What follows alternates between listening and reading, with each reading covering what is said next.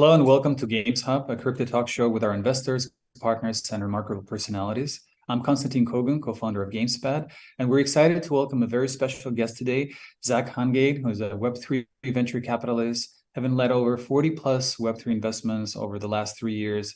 He's a founder at Spawn Point Media, which is his family office. He's also a venture partner at Blockchain Funders Funds and Everrealm.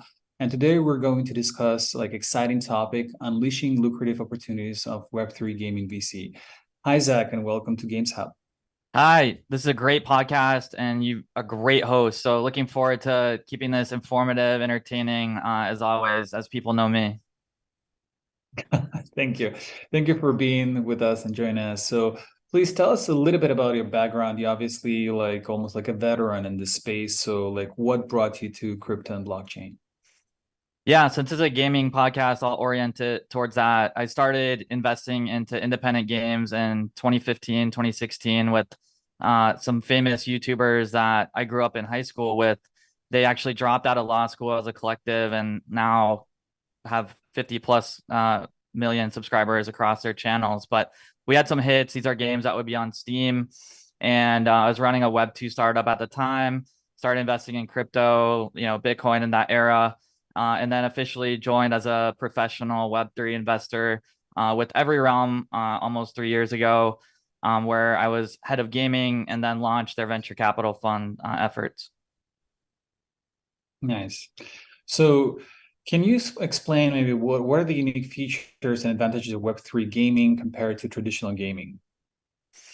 Yeah, so I think ownership is oftentimes a headline, but it shouldn't be. It's more of a feature. But to me, the great thing about Web3 is transparency, security, economic benefits for the players, the publishers, and the ability to really disrupt the big publishers here in the US and globally. But really, I think people are still trying to figure out the best model on how to incorporate Web3. And it hasn't been done perfectly yet because you see people slap on NFTs and a token. That hasn't worked. So I think the best is yet to be seen, and super hopeful for some of the big titles coming out end of this year and early next. So, it's interesting. According to Q1, this year, investments in Web3 gaming, projects reached almost staggering $740 million. So in your opinion, what makes, Web3 gaming an attractive field for VCs investments? Yeah, in fact, the number is super staggering if you look at it, but it is the lowest over the last 3 years, and I Yeah. certainly feel it. But there is hope, and deals are getting done. Why is it attractive? There's 8 billion people in the world, 3 billion plus identify as gamers, but I guarantee it, the other half that don't identify have played a game in their life before, and that's what's attractive to investors. It's pretty much a known thing amongst my peers, at least, that gaming is going to be the thing that ushers in the blockchain to the masses. And, I think everyone is trying to pick their horse, if you will, to be a part of the revolution, really. And to me, it's an indie game revolution, right? Yeah, I mean, it's indie games. There's a lot of small studios who are emerging, and I think it's exciting that they have access to capital through, token raises. But the question is probably what advice would you give traditional game developers entering Web3 gaming, and some of the maybe key factors to consider for creating a successful Web3 game? Yeah, I think do your research. There's a lot of emerging infrastructure companies that I'm excited about that really make it easy, SDKs to that plug into Unity, Unreal, whether you're mobile, PC, whatever, to make a seamless experience. And I'm happy to make recommendations out there for those curious. But I back the likes of the founders of like Shrapnel, who created Halo, and they're working on some interesting infrastructure projects. But the advice to new developers is to do your research and really take what worked for you in Web 2 and just double down on that, because I think the Web3 space needs it, and use the blockchain for the dream, which is ownership and transparency and security and economics. Yeah. And as a founder of Spawn Point Media, right, how would you weigh the potential Web3 gaming startup against the traditional gaming company that is transitioning to Web3? Yeah, when I think about investing in a game, it's not only just is it gonna stand apart in the Web3 space, right? Is it gonna beat? It has to beat the Web2 games as well, because I think about Web2 and Web3 merging over the coming years, and that's a key part of my diligence. And so I think the best games that are gonna emerge that do incorporate Web3 technology are going to be like mods and twists of successful games in Web 2, right? And that's what you're seeing emerge, whether it's social gaming with one of my projects, Project Alune. I'm also super bullish on VR and my company Boss Fighters. But yeah, I think, yeah, overall, I'm super excited about the space in general. Now, if you would advise, and just a curious question, I looked at this similar reports of the top gaming protocols by unique active wallets, and I was actually surprised to see that Wax outperforms Polygon, like on Yeah, BNB I chain know. hype. Yeah, I know And it. Yeah, what what's is your your stance question? on that? Yeah, What's your stance? my stance is that I've been a long friend of Polygon and supporter. They've invested in a lot of my companies and including one I incubated. They're what 30% market share, but you have the new kids on the block like Aptos and Sui that are doing really innovative things and directly addressing blockchain. So I think my developers are also seeing things as a multi-chain future and having those conversations with the new chains. And Mantle's going to emerge as a leader as well in addressing gaming. So look, I think from a blockchain perspective, it's a multi-chain future. Just finding the team at the chain that loves what you're doing and will help promote you and support you from a tech perspective. So you mentioned also VR, AR, and then other aspects, which are, in 2021, we had a huge demand for metaverses, right? And then like over this 2 years, there's a multiple articles that's very lonely in the metaverses, right? So the Yeah.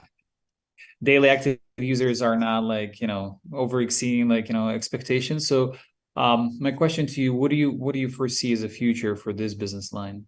Yeah, look, when I was at Every Realm in summer of 22, it was all about metaverse, right? I launched a metaverse fund and it was a lonely place. All the big brands in the world from, Nike and the NFL reached out to us to build a metaverse, and every CEO wanted a metaverse play. It was very tough at the time because there were no metaverses live. It was still seriously in a pitch deck, right? So what am I excited about now? Well, VR and AR and the number one hardware developer on the planet, Apple, is releasing this end of this year. Well, guess what? It's $3,500. I call it luxury gaming or whatever you want to call it, but every brand on earth is going to want a gamified experience on that piece of hardware. And I definitely want to be a part of that movement. But I think it's going to be 10, 100 times bigger because the tech is actually real. They're inbuilt. So you think with Apple releasing their VR, headsets, they will increase the user base in the metaverses, right?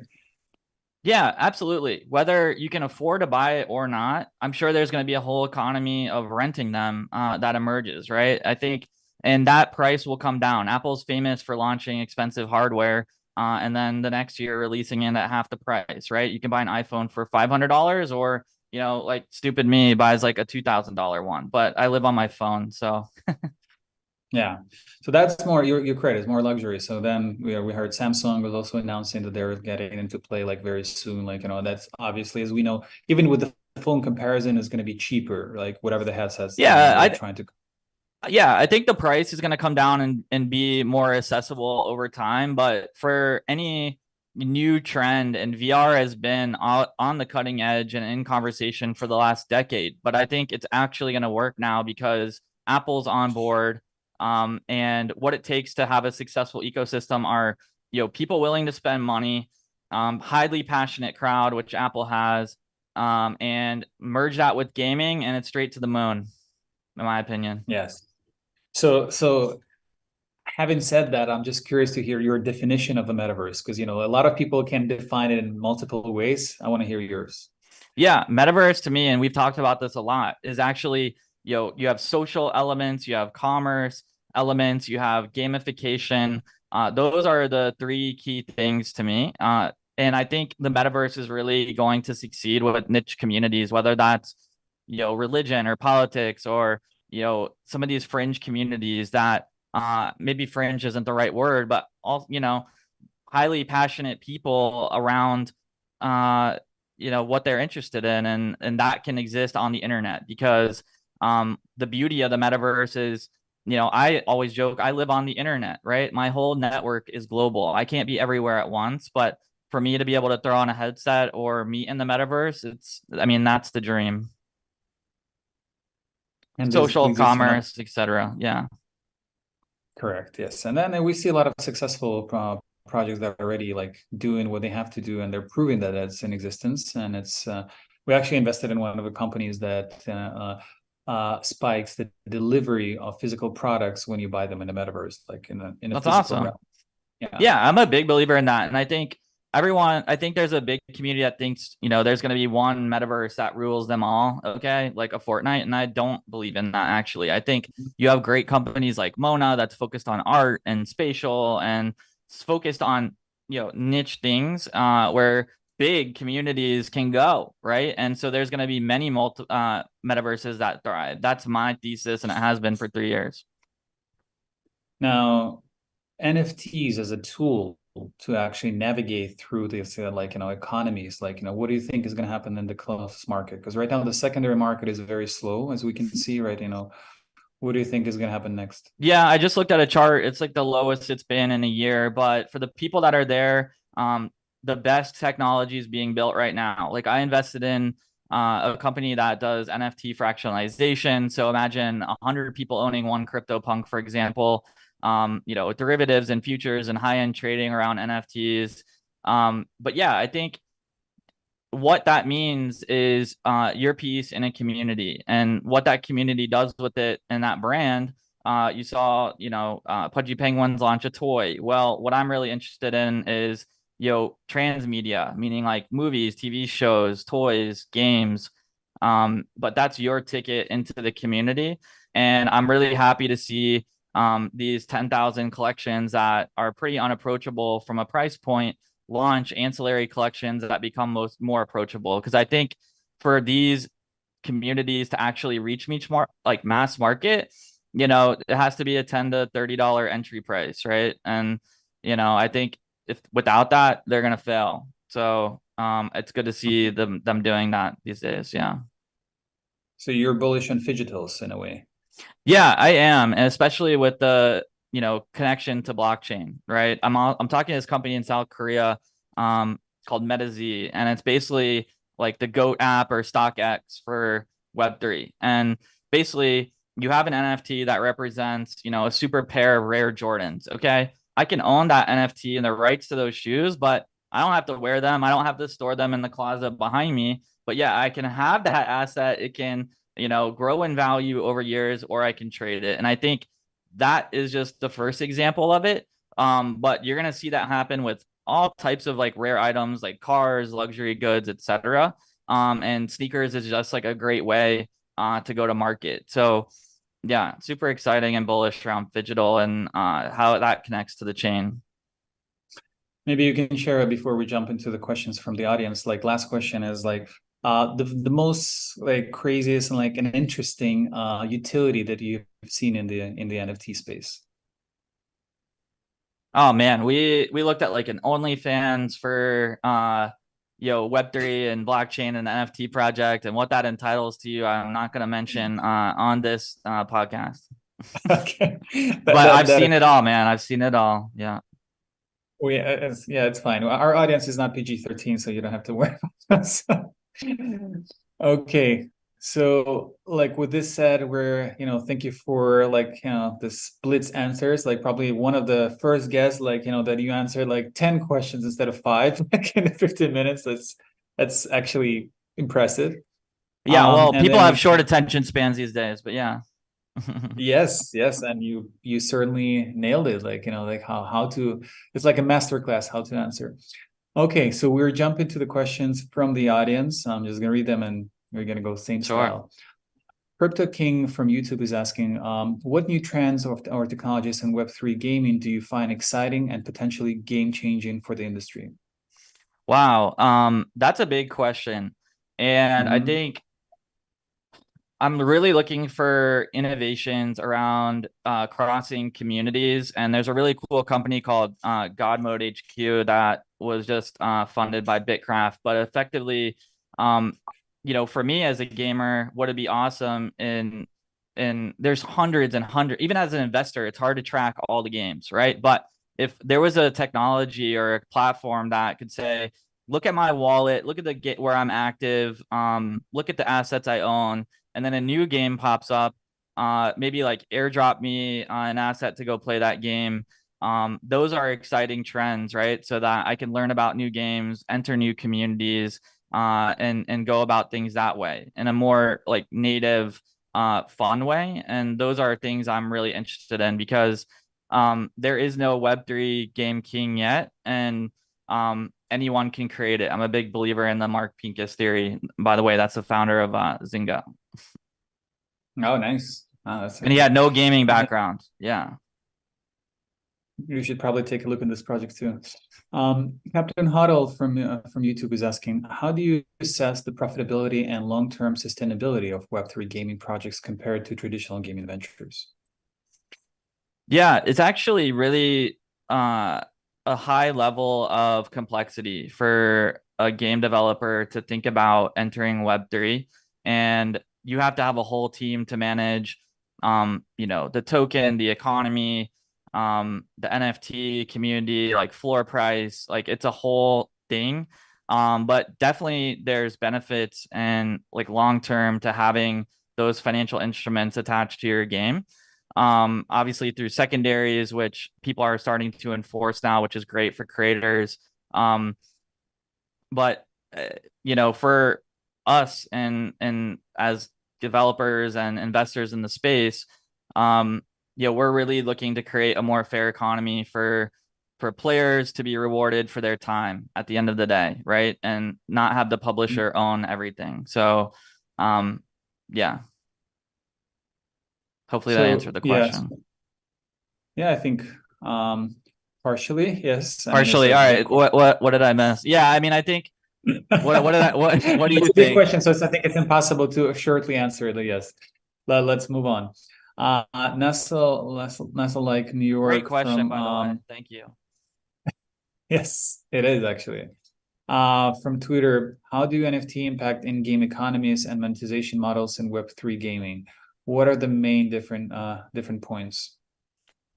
Yeah, what I'm taking these questions and like twisting them into how I think things should be done. Mhm. NFT, like let's take WagMe Games, okay? Incredible mobile franchise focused on Asia markets. It's a really great strategy game. Now, their Genesis collection trades around 0.5 ETH as of today.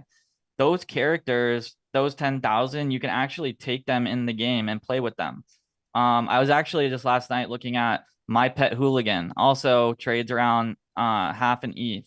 And you're going to be able to play that game with that character. They're saying Q3 this year, which is in the next 3 months play. Or if you look at Bored Apes and their new game, they should be launching the Forge this month. You can play with those mechs, right? To me, it should be less around the price of them, but utility in the Mhm. game. And I'm very against like owning the NFT gives you some unfair advantage. I don't think that's right. I think it should just be, cosmetics. Maybe it entitles you to new content levels and the live ops, you know, uh, and new upgrades in the game itself, right? I think all these games need to be free to play, no NFT required.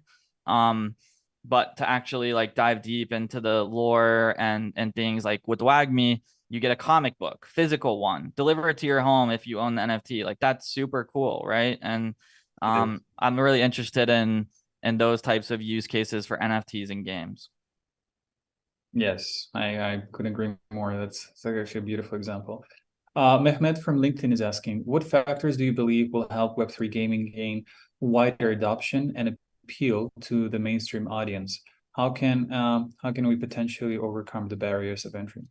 Yeah, at Spawn Point, I have a division called Spawn Point Creative, which I formed in the last month or two, or 2 months ago, to actually solve this problem. I think Web3 games are way too focused on Twitter, right? I think it's an echo chamber. I'm in it every day. But what am I advising my companies? Launch on TikTok. TikTok is literally free marketing for games, whether you're Web3 or not, it's happening. So I would jump on that bandwagon, as well as like YouTube Shorts, which is emerging. But you have to get out of Twitter.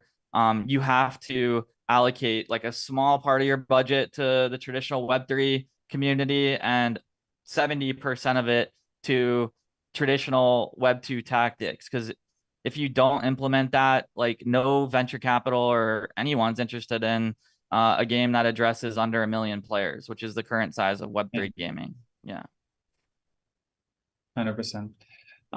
Rafael Rio from YouTube is asking, can you share a successful example of Web3 gaming investment you've made and explain the factors that contributed to its success? Yeah, I could talk about a lot.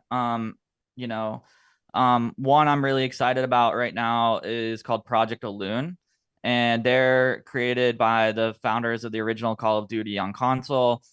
They're launching a new social gaming experience, which is a combination of like an MMO and auto battler. Again, going back to what I said earlier, like a twist on a successful game genre, right? And they said, look, we're gonna deliver. This is a year ago. I put I think like 500,000 into that. Deliver the game by Q4 a year later. Well, they actually delivered on it, and they built an organic community on their own with no paid marketing. Now they're just launching this crazy thing with AI where with their little cute Alloons, they're called. They're these little cute characters can literally like stream with AI on TikTok all day long, and some exciting things there. And they've built some infrastructure that game developers have to launch. They have like some ops on AWS or other cloud servers. They developed this entire infrastructure for cloud that reduces the cost to run a game by like 90%, right? And that's what you're seeing with these Web3 games. That's just one example. But yeah, they've been very, very successful, and I'm happy with them. A similar story with Shrapnel. Yeah, yeah. No, that's actually a really good example. So following that question, I think Moxie from YouTube is asking, how do you identify Web3 gaming projects with the potential to revolutionize the industry? What criteria or indicators do you consider during the selection process? Look, my original thesis was to back visionary AAA developers, right? I back, whether it's from LucasArts with Planet Mojo or Neon, which is the ex Halo developers, and Shrapnel. You know, uh, I think, there's that thesis that they're going to take a mod and create something beautiful.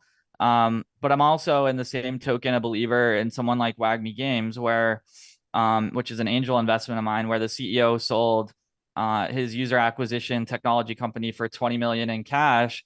But then he had the caliber to recruit the likes of Alex Seropian as an advisor, who was the founder of the Halo franchise, to advise the game. And now he all of a sudden has a AAA team around him creating an amazing game. So, at early stage where I focus, it's very much on the team, because oftentimes what I invest in is totally different 3 years later. And that's totally happened as I've like watched 3 years go by in my life investing in games professionally. It's all about team and people with a chip on their shoulder, whether they come from AAA or not. If they're not AAA, then they must be able to recruit it in their domain, whether it's mobile, PC, whatever. Yeah.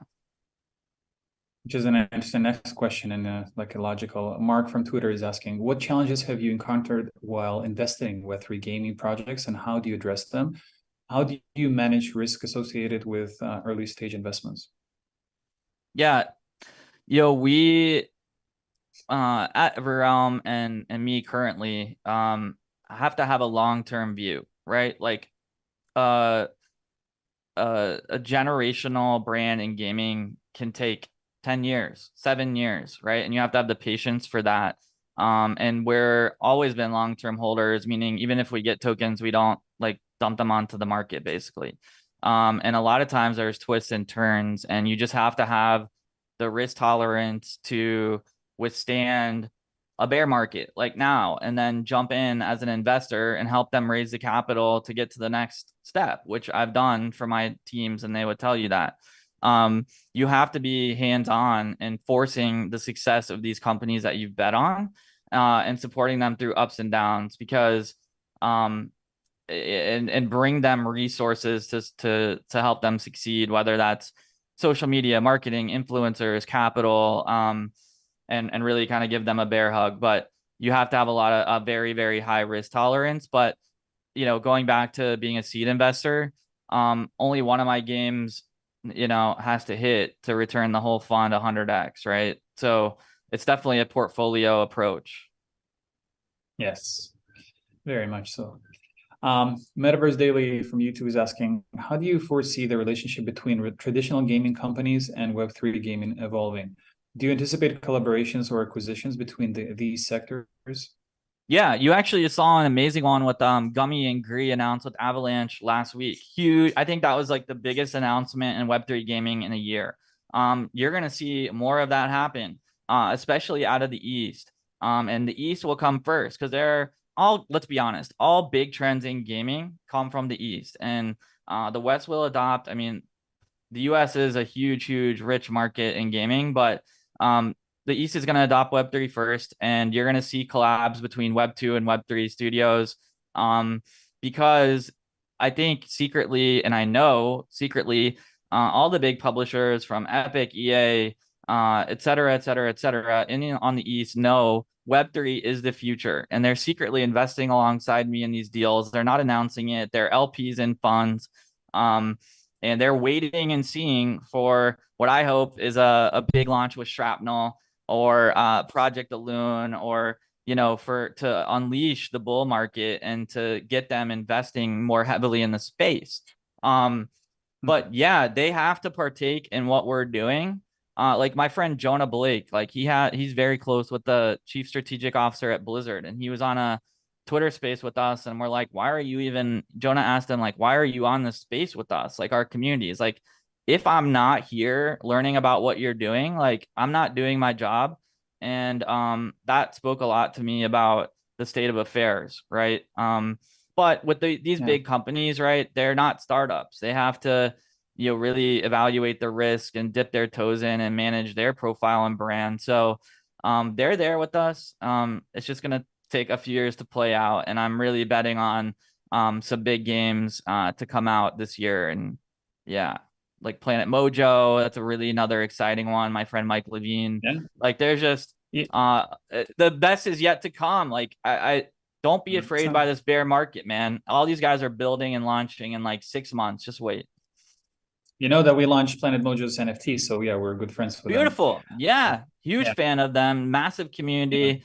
And he's a fun guy. Lucas Arts. Yeah, he's a fun guy. Yeah. Now, I think it's an amazing question from Crypto Bull to conclude from YouTube. He's asking, what are your predictions for the future of Web3 gaming and the investment opportunities it presents? Are there any emergent trends or developments that you believe will shape the industry growth? Yeah, I think, look, I'll talk about a few trends. One is you had the early trailblazers. I mentioned all their names, like Ian Cummings from Third Time Games. He built like Madden, and now he's running one of the biggest games on Solana in the horse racing space. Their friends are going to notice the success they're having and leave, and there's going to be new opportunities for us as venture capitalists to back similar type people that have grand ideas. In the meantime, I'm very excited about things the space needs from an infrastructure standpoint. I mentioned God Mode earlier. One of the companies I'm really supporting and trying to help right now is called Cornerstone. What Cornerstone does, it's Unreal Engine tools to consistently deploy changes that devs may have into production, right? And into web or app environments. And so from a dev perspective, and then I mentioned God mode, like things that help games add users, A, or two, understand their users, so that they can better cater to them and find more of them. Or three, infrastructure, like a new company I just met recently called Overflow, that uses AI and their expertise to manage the economies. Okay. Because, we have to overcome the negative things that are said about our space by perfecting them. So how do you overcome that negativity? One, you have a massive amount of players. Two, you have economies that make sense, and you have like fun games. That's it. So I'm interested in the infrastructure to help basically build these games, acquire users. I'm really interested in the creator economy. I think you're seeing a new trend where creator collectives from Web2 are starting to publish games on their own, right? Because that's another twist on why Web3 even started. More fair economics. So they can offer that without Web3. I think Web3 is better.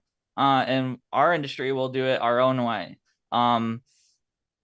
So the creator economy is going to be very huge, giving creators like Constantine and myself like tooling to support projects they're interested in, make their lives easier. Because at the end of the day, that's in my opinion, the best way to acquire users is through people you trust. 100%. Wow. Thank you, Zach. I mean, well, thank you for the answers, for the wisdom you've shared with us, and thank you, the audience, for your questions. You'll be joining GamesHUB in about 2 weeks, and so far, we're definitely going to explore more collaborations with Zach, and hopefully we're going to see some other partnership opportunities between the. Yeah, I really appreciate that was a really fun part of what you do, Constantine. I know we're out of time, but anyone can feel free to, my DMs are open on Twitter. Meezy's Games is my handle, and looking forward to meeting you all. But you're a fantastic host, and I really appreciate the prep and a professional, awesome podcast that you ran today. Thank you. Thank you so much. All right. Are we signing off?